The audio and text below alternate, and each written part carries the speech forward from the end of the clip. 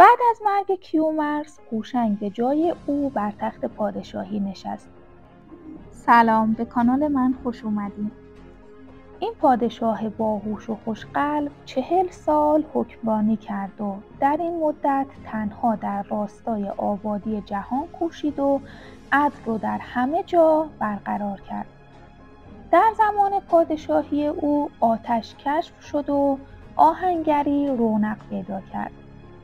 به این صورت که روزی در کوهستان هوشنگ با ماری غول پیکر روبرو میشه و برای کشتن مار سنگی بزرگ به طرفش پرتاب میکنه. سنگ پرتاب شده به سنگ دیگه‌ای برخورد میکنه و جرقه میزنه و به این صورت آتش کشف میشه. هوشنگ این اتفاق فرخنده رو جشن میگیره و جشن سده رو پایگذاری میکنه. جشنی که تا به امروز همچنان در برخی نقاط ایران برگزار میشه. بعد از کشف آتش به راز و رمز استخراج آهن پی بردن و آهنگری و ساخت سلاح هم رونق پیدا کرد.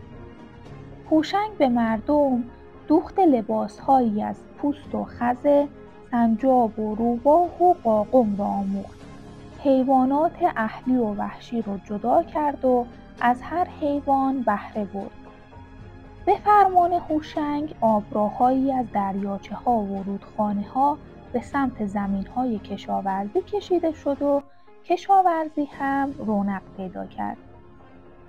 او تمام تلاشش رو در راه آبادی جهان کرد و پس از 40 سال پادشاهی از دنیا رفت. اگه از این داستان خوشتون اومد لطفاً ویدیو رو لایک کنید و منتظر ادامه داستان باشید.